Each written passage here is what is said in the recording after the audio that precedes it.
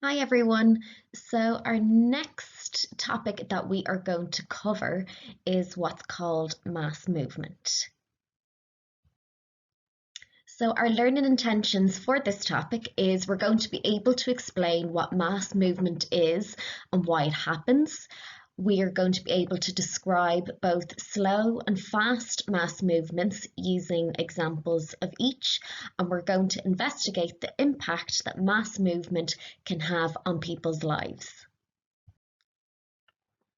So, what is mass movement? Okay, so mass movement is the movement of loose materials from the earth. So examples of these are like soil, stones and mud, and together they're called regolith, and they move down a slope under the influence of gravity.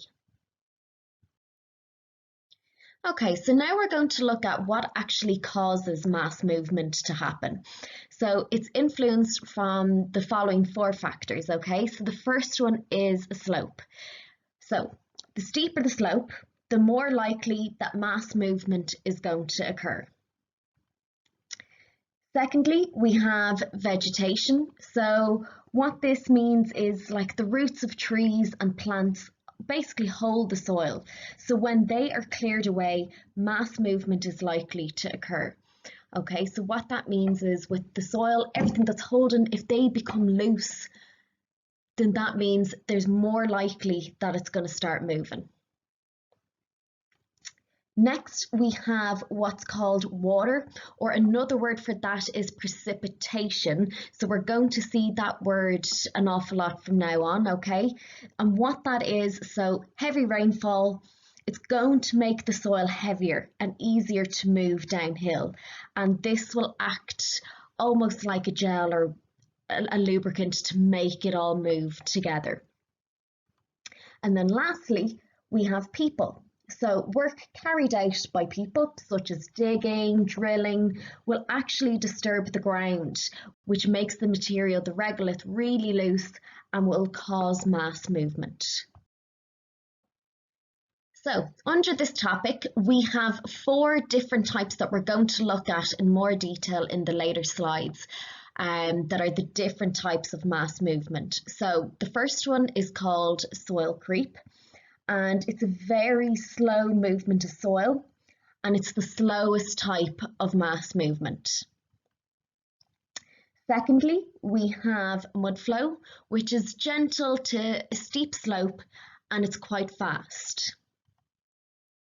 Thirdly, we've got a landslide, which we would have heard of before in our volcanoes and earthquake topics. And this is a very steep slope, and again, it's very, very fast.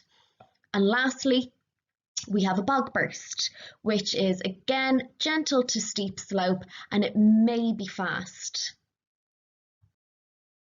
Okay, so this information box is quite important to remember.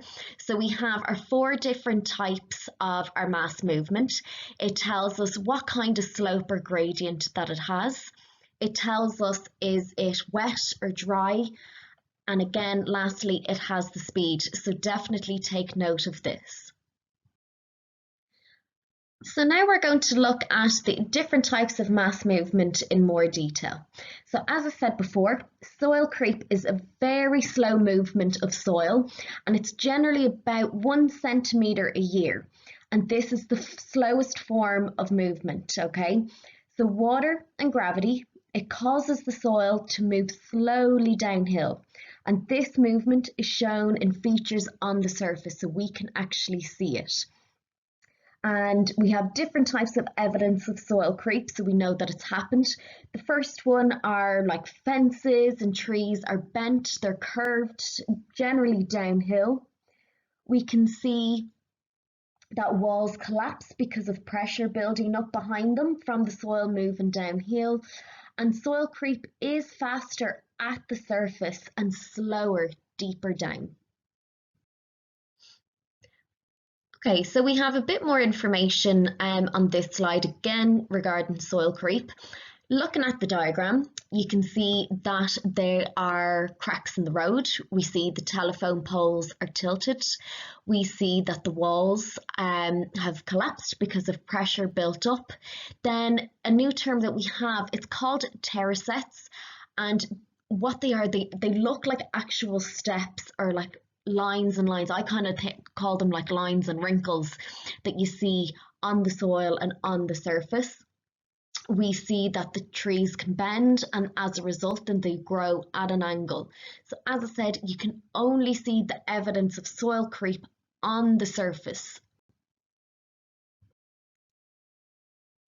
The next type of mass movement we have are mudflows. Okay, and mudflows are fast movements of mud down a slope, and these may be caused generally after heavy rainfall or by volcanic activity.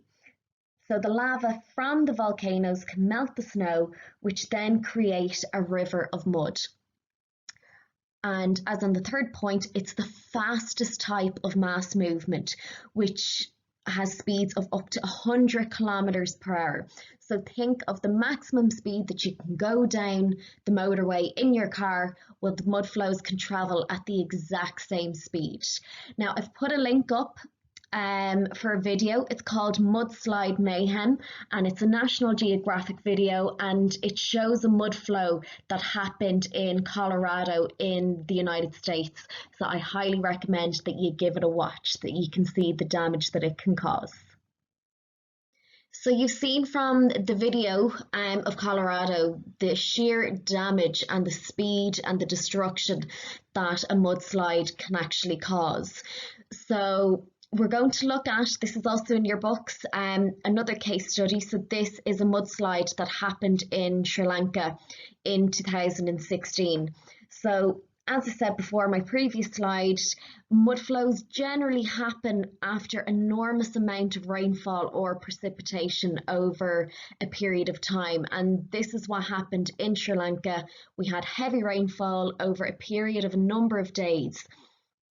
And very shockingly, 134 people died after the mudflows rushed over several villages, okay? And you can see in the picture at the bottom, so if you look at the bottom of the slope, that was once a village that is now completely covered. So 60 houses were completely buried, and over 350,000 people were displaced from their homes. So if you think about what we covered in when we had the volcanic eruptions and the earthquakes, the amount of people that lost their homes, well, it's the exact same for mudslides. So heavy rain, it saturated a nearby hill that you can see up the top, and then the clay mixed with the water produced the mud flow, which sped downhill very, very quickly. And as I said, like, victims described it as a huge sound, like a plane crashing into earth. So you can see the sheer damage and the destruction that a mudslide can cause. What I'd like you to do now is you are going to fill in the blanks using the keywords in the box above. So you have 5 words that you need to fill in. Now, just to note, you will be doing fill in the blanks for landslides and bog bursts. So this box of words is going to be used for the 3 topics, or the 3 types of mass movement. So from this box, select the keywords and you're going to fill in the blanks. So the next type of mass movement that we are going to look at is what's called a bog burst. And bog bursts are fast movements of bogs down a slope. So the bog may be loosened by heavy rainfall or by work on a mountain wind turbine when vegetation is removed. So bog bursts are like a river of turf or peat flowing down a hill or a mountain, and generally they destroy houses, roads, or land that is in their way. So this is another case study about a bog burst which happened in Galway in 2016, and this is on your book on page 51. So the impact that the bog burst had on the area was that like their main roads had to be closed. They had 4,000 tons of bog was displaced following the heavy rain after a really long dry spell. So there wasn't any rain for a long period of time. Then there was a load of rain which caused the bog to burst. And then what happened then was council workers spent days trying to clean it up, which had risen as high as a farm gate in places. So if you've got a small wall out your front garden, that's how high the bog burst raised to. And now to this day, it is still very vulnerable, and there is a chance that it could happen again. Right, so using your book and using the slides that I've given you, you are now going to do the next part of filling in the blanks. And again, as you can see, it's still the same box that we had for the previous one. So you're going to fill in the next 6 blanks for the topic of bog bursts. The last type of mass movement that we're going to look at are landslides.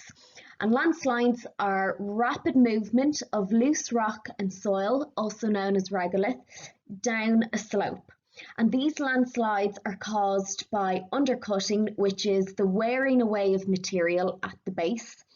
We have coastal erosion and earthquakes. So heavy rain can lead to landslides because the soil is now loose.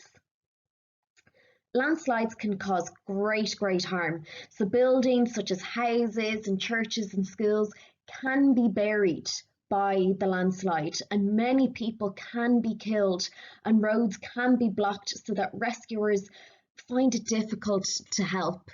Now, I've put up another link for a YouTube video. It's National Geographic again, and it shows you the sheer harm that landslides can cause. So this slide has more information about landslides, and it can show you the process by which a landslide occurs. Just to note in point 3, we do have our case study in West Kerry. So the 3 landslides destroyed everything in their path, including the electricity poles. There was a bridge that collapsed and a large section of the road that you can see in the diagram below. So between the video and this case study here, it just shows you how dangerous a landslide can be. Now I would like you to do the last part of filling in the blanks. Again, this is related to landslides, and to remind you that it's been the same box for the 3 types, and you can't use the same word twice.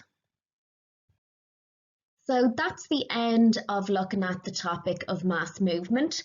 So to recap, mass movement is the movement of loose materials such as soil, rocks, stones, mud, called regolith, down a slope under the influence of gravity. And we know the 4 main factors that influence or cause mass movement is the slope, it is the amount of water, rainfall, precipitation. We have our vegetation, so once that soil becomes loose, then mass movement is more likely to occur. And then lastly, it's people. So we're doing work carried out, will disturb the soil, will disturb the earth, and will cause the mass movement. We have our 4 types. We've got soil creep, we've got landslides, we have bog bursts, and we have mud flows. So what I'd like you to do now is you're going to write a newspaper article about mass movement event that has taken place either nationally or internationally. And so what that means is you can write about the examples that we have in our book, that is Galway or Sri Lanka. You can use the YouTube videos, so the ones in Colorado. And what you are going to do is you are going to write about the type of the mass movement event. So was it a bog burst? Was it a landslide? Was it soil creep, or was it a mud flow? You're going to write about the location of the mass movement event. So where in the world did it happen? how many people died, or if any, were anybody injured, what was the total damage that it caused. You're going to write 2 economic consequences. So remember, economic is about money and the government, and then 2 social consequences. So what did it mean for the people? And if you want to include a picture as well, that's absolutely brilliant. That would be great. Okay, so you're going to write your newspaper article. Remember, give it a headline that it's catchy, that it will grab the person's attention. Best of luck.